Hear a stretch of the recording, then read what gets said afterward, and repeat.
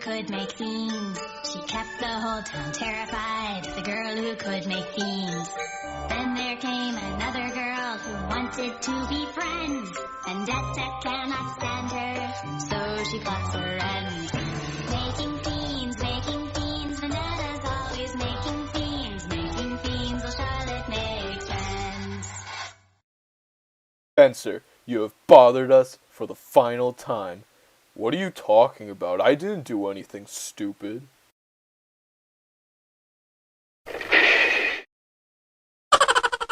Go! This is Sparta!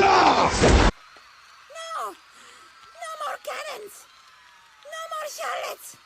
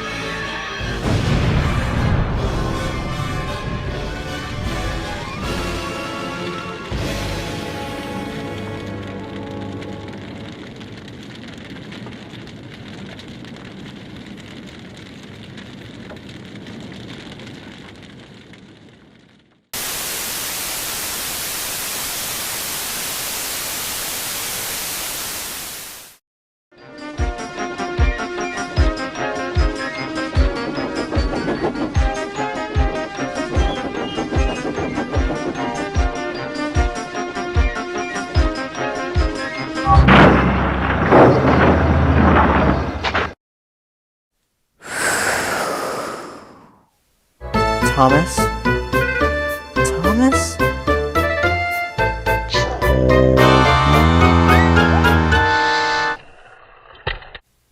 Merry Christmas. Help?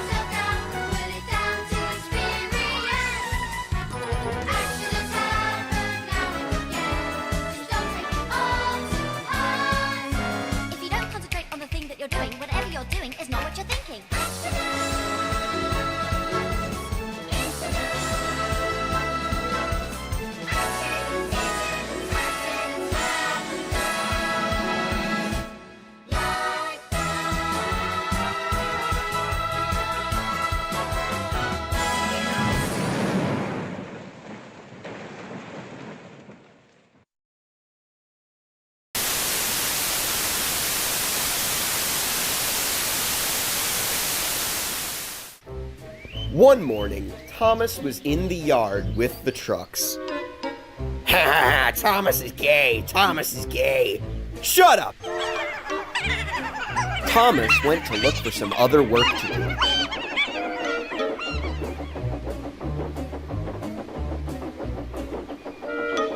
Next time I see them, I'm gonna kick those trucks in the penis.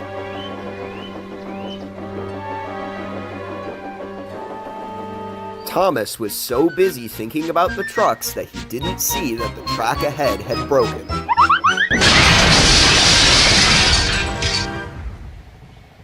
Oh no, I am gay! The end.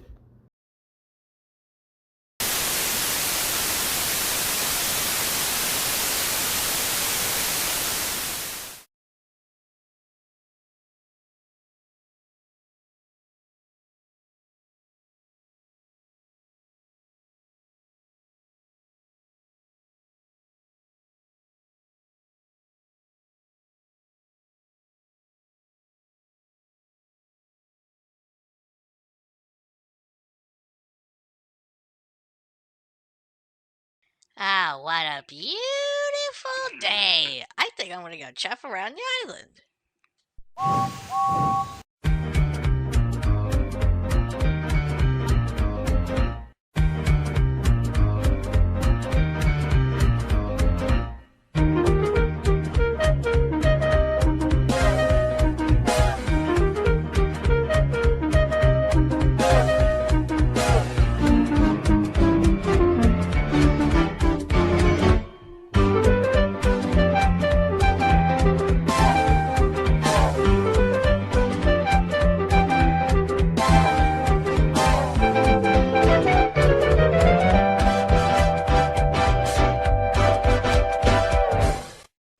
Hey, I'm halfway there.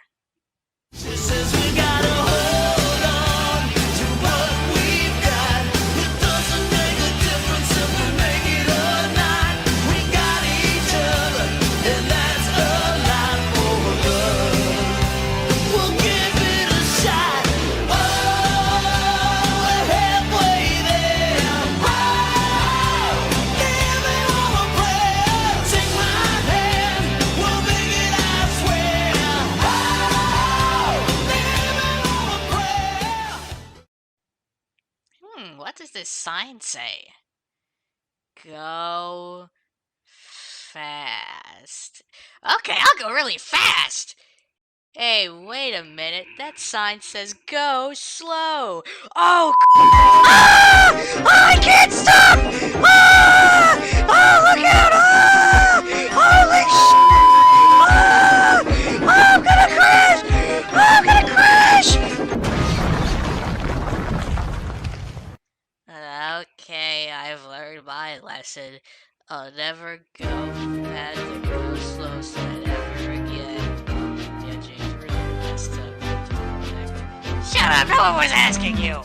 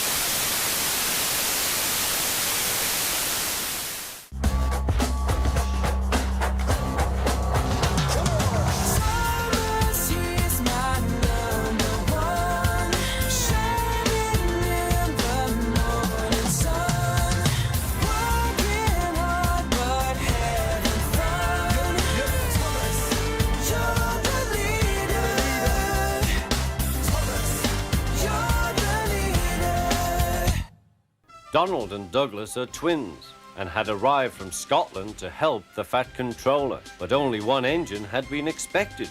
The twins meant well, but did cause confusion.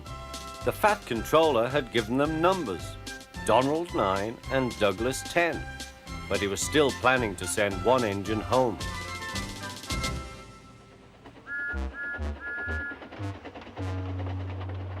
There was a brake van in the yard that had taken a dislike to Douglas. Things always went wrong when he had to take it out. His trains were late and he was blamed. Douglas began to worry. Donald, his twin, was angry. "You're a muckle nuisance," said Donald. "It's to leave you behind I'd be wanting."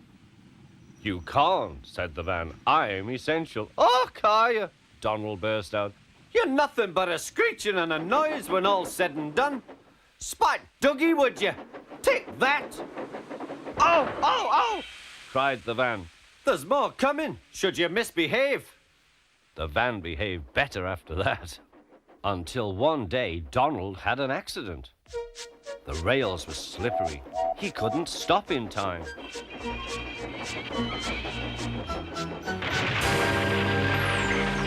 The Fat Controller was most annoyed. I am disappointed, Donald. I did not expect such, clumsiness from you. I had decided to send Douglas back and keep you. I'm sorry, sir, said Donald. I should think so, too. You have upset my arrangements. Now James will have to help with the goods work, while you have your tender mended. James won't like that. The Fat Controller was right. James grumbled dreadfully.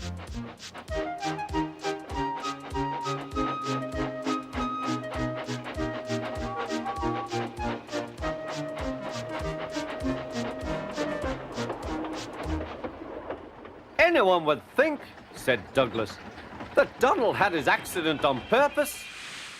I heard tell about an engine and some tar wagons. Shut up, said James. It's not funny. He didn't like to be reminded of his own accident. Well, well, well, said Douglas. Surely, James, it wasn't a you. You didn't say.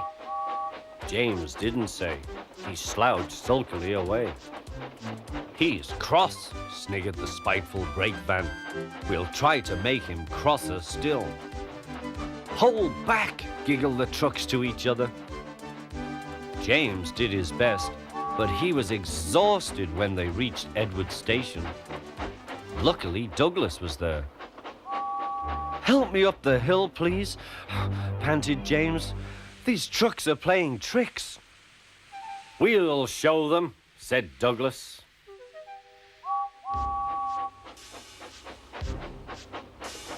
Slowly but surely, the snorting engines forced the trucks up the hill. But James was losing steam. I can't do it! I can't do it! Lay it to me! Shouted Douglas. The guard was anxious. Go steady! The van's breaking! The van was in pieces. No one had been hurt, and soon Edward came to clear the mess. The Fat Controller was on board. I might have known it would be Douglas, he said. Douglas was grand, sir, said Edward. James had no steam left, but Douglas worked hard enough for 3. I heard him from my yard. 2 would have been enough, said the Fat Controller. I want to be fair, Douglas, but I don't know. I really don't know. The Fat Controller was making up his mind about something, but that's another story.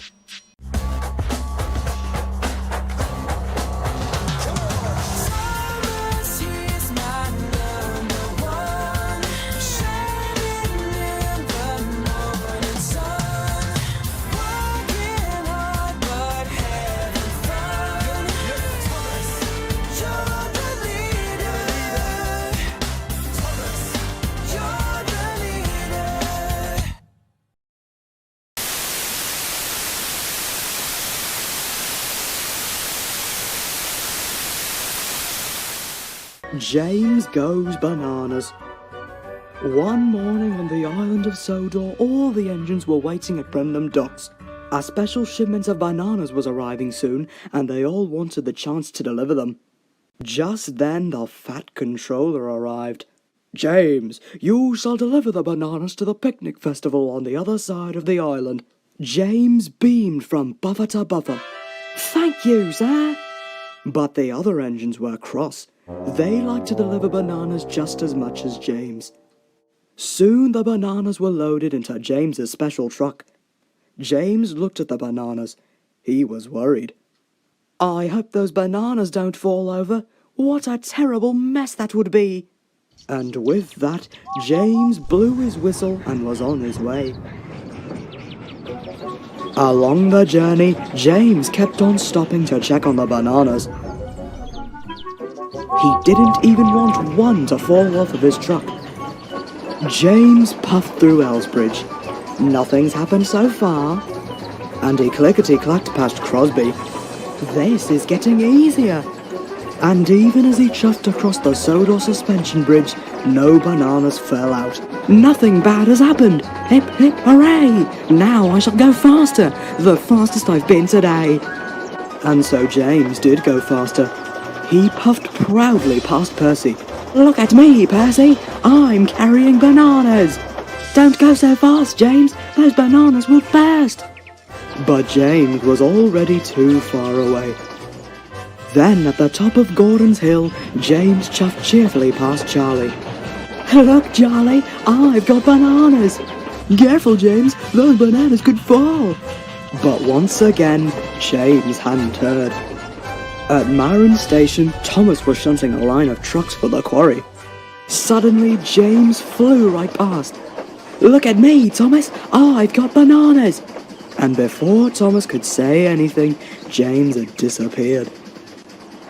James was happy as he chuffed and chugged along. Next stop, the picnic site. What could go wrong? Then there was trouble. Gordon and the express were racing towards a crossing at the same time as James. Fenders and fireboxes! Stop, Gordon! Stop! Gordon tried to stop, but it was too late.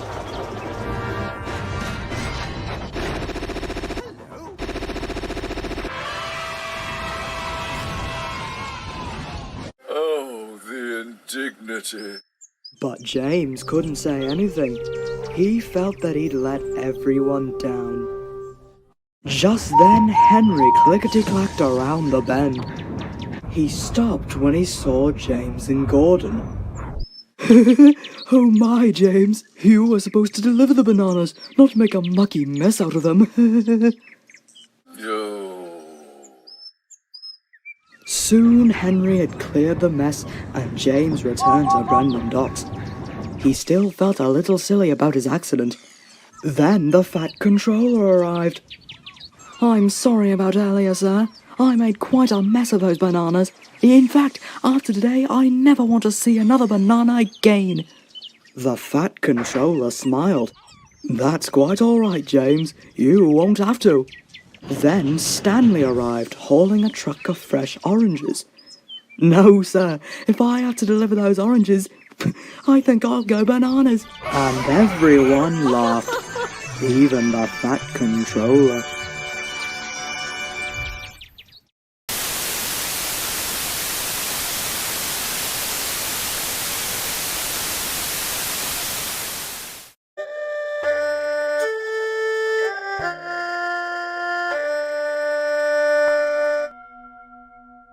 If you want to draw a picture that will interest your friends, it is not a good idea to draw something invisible.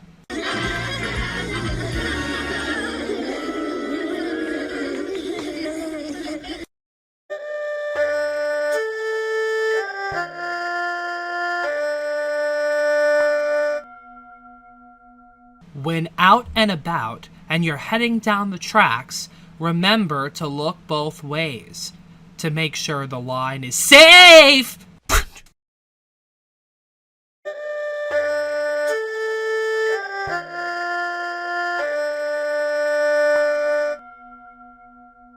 I thought it would be safe to go over the gap in the bridge, but bigger ones can be dangerous.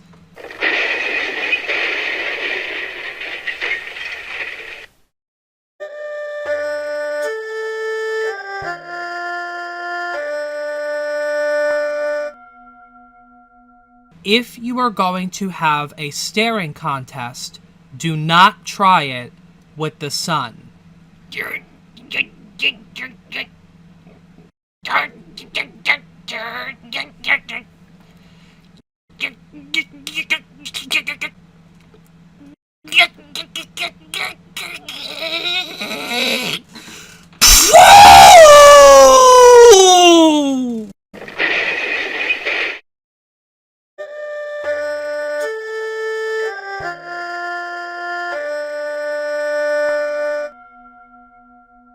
Being oblivious on a railroad track can be very dangerous. Will you get out of my way? You've been taking a long time to move!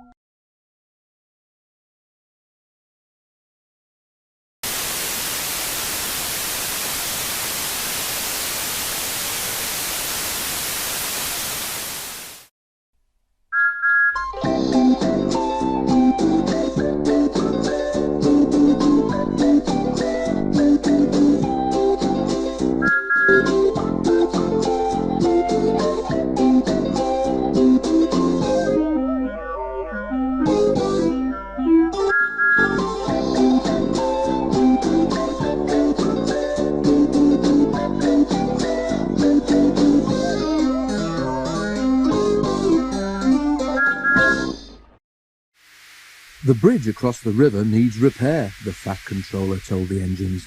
I shall have to make a weight limit across it for a while. Percy and Daisy will be all right, and Toby too, but Thomas is too heavy. Thomas looked anxious. How would you like to go and help Edward? Suggested the Fat Controller. Can Annie and Clarabelle come? Asked Thomas. The Fat Controller shook his head. They'll be needed here, I'm afraid, he said. Daisy can't carry all your passengers on her own. Percy promised to look after Annie and Clarabelle, but they were sorry to see Thomas go.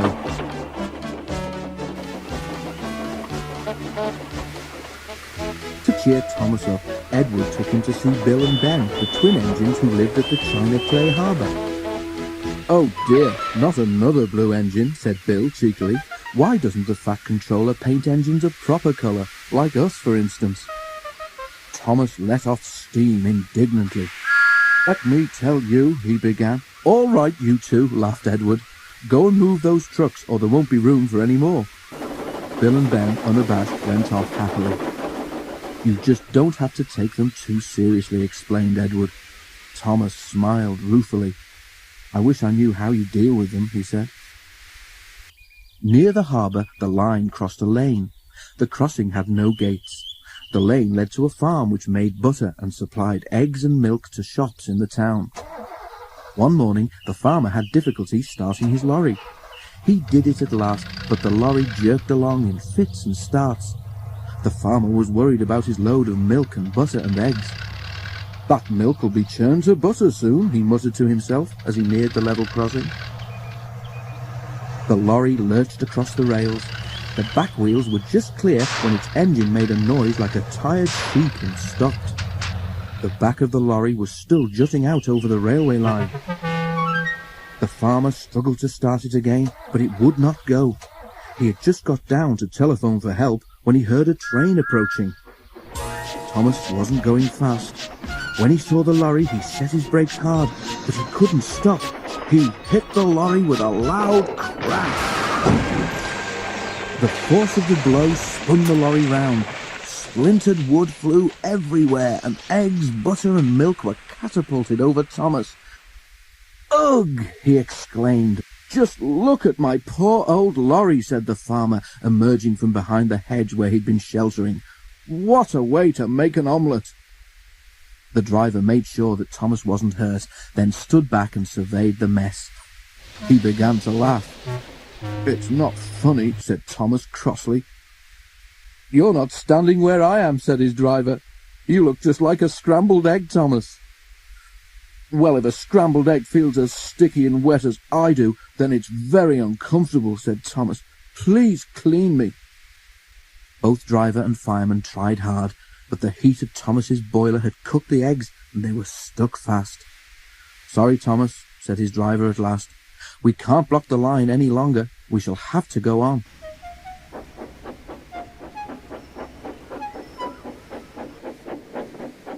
At the end of the line, Thomas was taken to Bill and Ben's yard to be cleaned. The twins were there. Hello, said Ben. What's this? Must be a new engine, said Bill. Ben inspected the arrival carefully. No, Bill, he said. That's not a new engine. It's Thomas. But it's our colour, Ben, and Thomas doesn't think our colour is proper for an engine. They heard a grinding noise. "Are your joints stiff, Bill?" asked Ben. But it wasn't Bill's joints. It was Thomas, gnashing his teeth.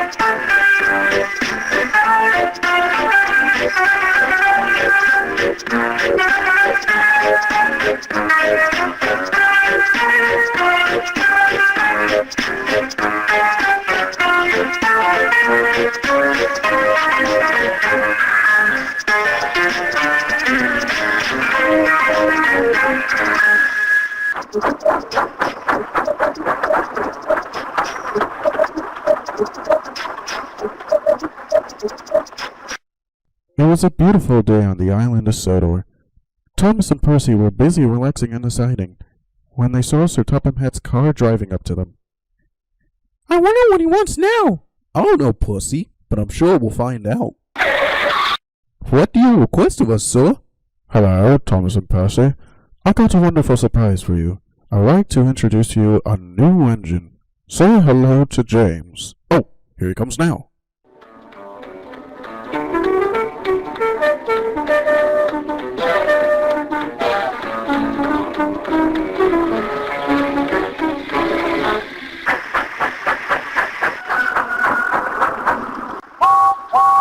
"Hello, James.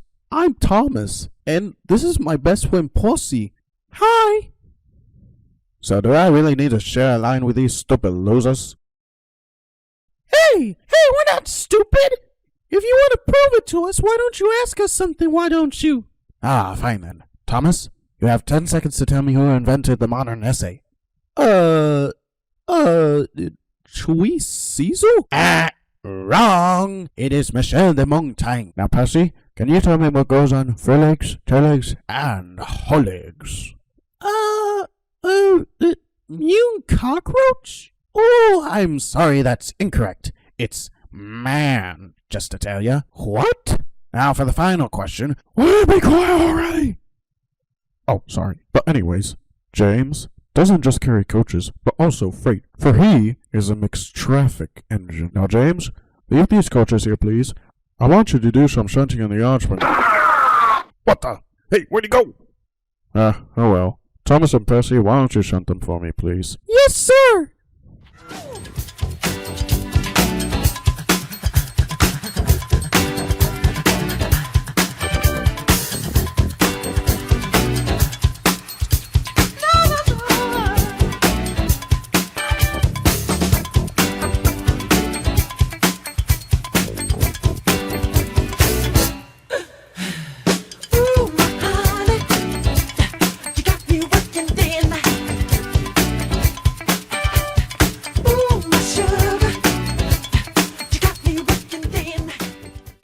Wait, we shunted the freight cars. Now James should be back any minute now. I'm getting tired of waiting for him. What's taking so long, sir? Hello? What? Alright, don't worry, I'll tell him. Percy, Thomas, James is broken down by the signal box by the big hill. I want you to help him at once. No problem, sir. Yes, sir.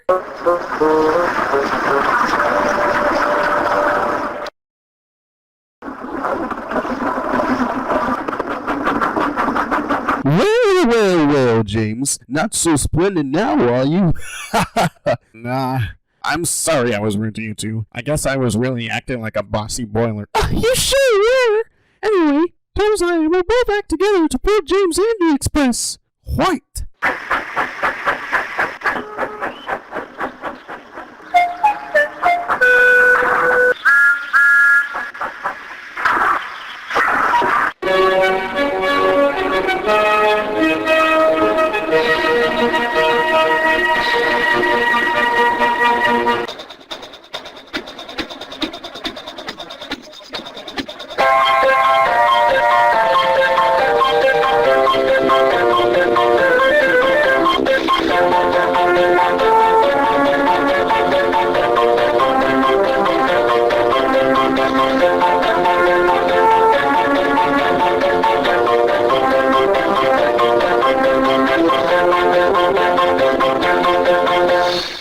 Well done, you two.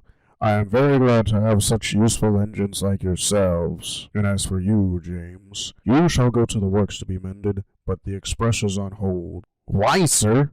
Because you refused to shunt those freight cars like I asked you to. These two engines have worked hard today, and as punishment, you shall shunt freight cars for them for tomorrow and the rest of the week. Ah, sorry, sir.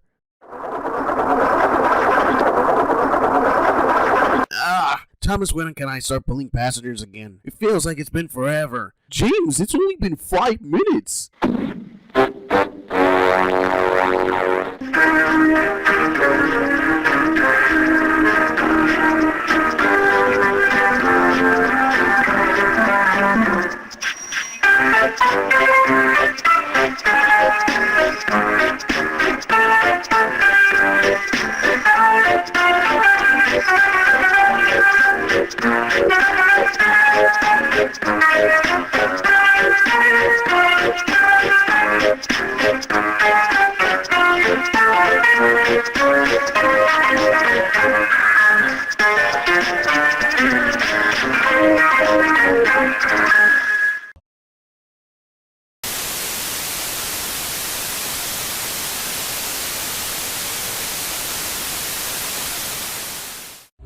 James? James? Did you steal my butt scratcher again? Because I got this huge rash on my... Am I interrupting? No, not really. Just give us a minute.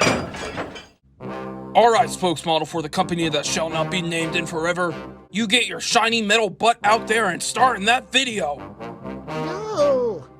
Don't get out of my shit. Area. But it's our sesquicentennial videoversary.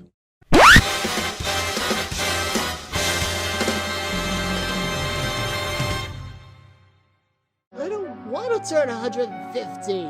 It's too much pressure. Henriette it. No worries, y'all. I dropped his storyboard. It starts out with a couple of claustrophobic shots of wheels, boiler, and funnel. A quick zoom out reveals that you are actually in the middle of a barren desert wasteland, representing the vast scope of your achievement. Next, we dolly in on Emily wearing an Amazon bikini, beating James and Henry with a bongo drum. This part doesn't really represent anything, it just... I'm very lonely. I have nothing to say at this point. Oh, I know. Pick me. Ugh. Henry. I think we should do an adventure where me, Gordon, and James go into the magical land of pickles who all look like Chuck Norris. Hey! How come he gets to be the muscular? Then we run into the evil Dr. Poopy Face.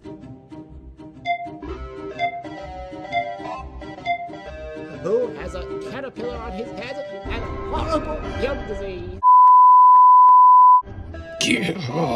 Whoever is animating this stupid comic is going to have so few pants on when I get through with him.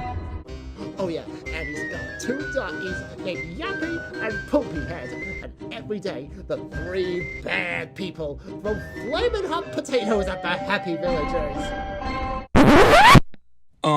Guys, remember that plan we had for next week? You mean the one with the potatoes? Yeah, we're gonna have to cancel that. We were found out. Again.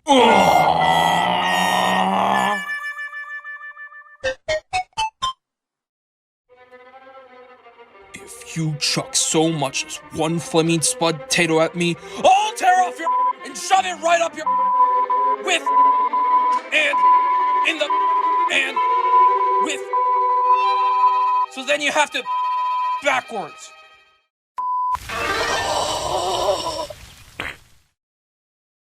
Ooh, I know. Maybe we could do a special where I finally join MTV's Jackass.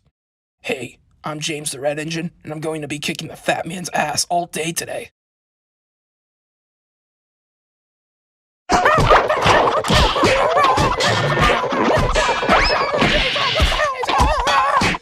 on! Come on! Come on, James! You're acting crazy out there, man. Idea! Maybe we could... No, Emily, we cannot dip Jordan, James, and Henry in molten hot nacho cheese. Again. I've got nothing. Oh, I know. It starts off with you guys buying this here rocket. And then it goes to you guys buying this jet ski, and then... Toby, what did we say about advertisements during a Videoversary prologue? Only on Sundays. And what day is it today? Happy 4th day of Hanukkah. Close enough. Me again? How about we... No! The last time we listened to one of your ideas, this happened. What do you mean you don't agree with me? Do you know who you're dealing with?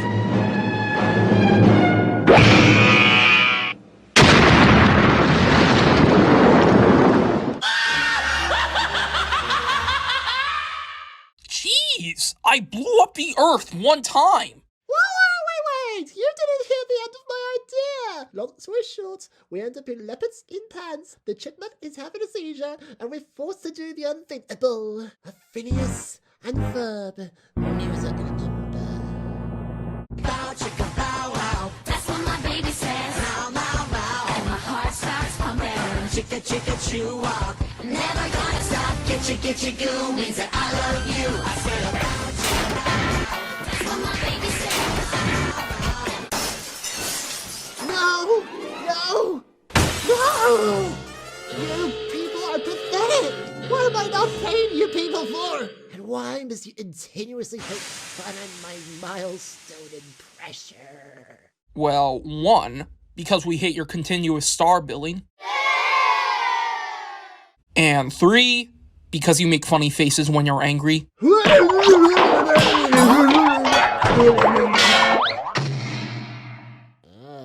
Go away. I'll do one next week. Probably. Whatever. I'm not Yoey dirt. Hey, wait in line, sister. I already called dibs on that dirt.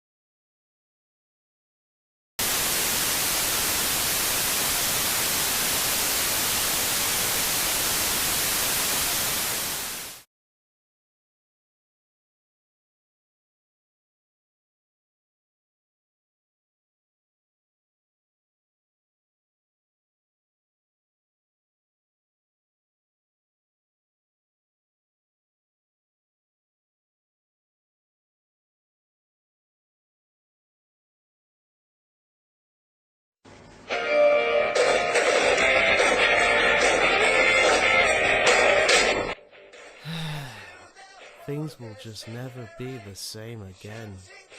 Wait, what's that? It's a time paradox. Uh-oh. Looks like we're gonna have to jump.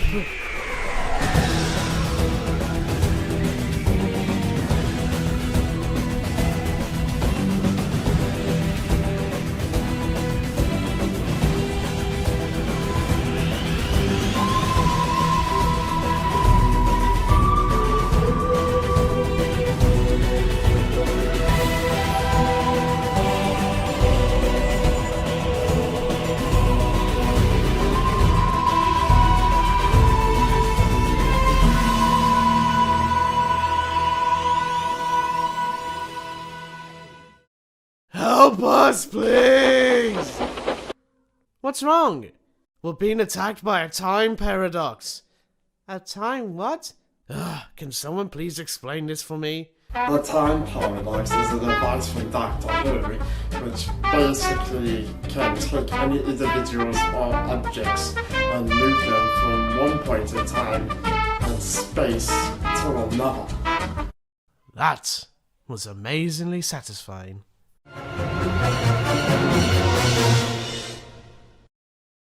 Oh my gosh! It killed them!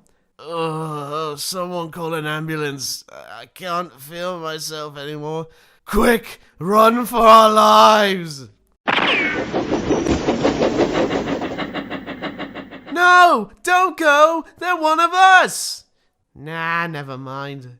I hate them anyway.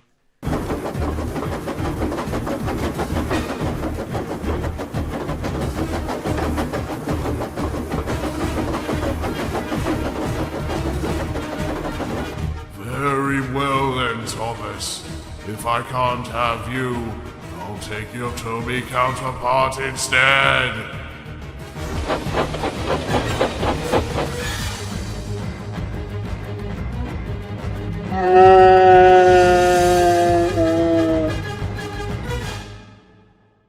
Oh my gosh! Thomas, are you okay? This may be the end for me. No, this can't be the end. Think of your fans. Listen, Thomas. Saying goodbye doesn't mean anything. It's the time we spent together that matters, not how we left it. One day, I shall come back.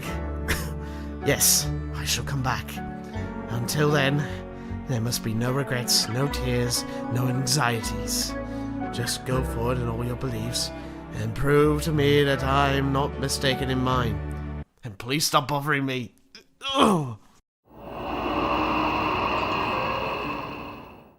Where did he go? Oh, I know where he went.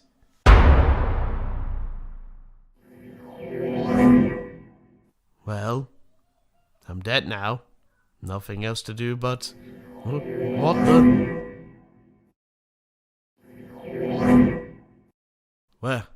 Where am I? Where the hell am I? Who are they? Who the hell are they? What's with the railway series thing? Son of a bitch!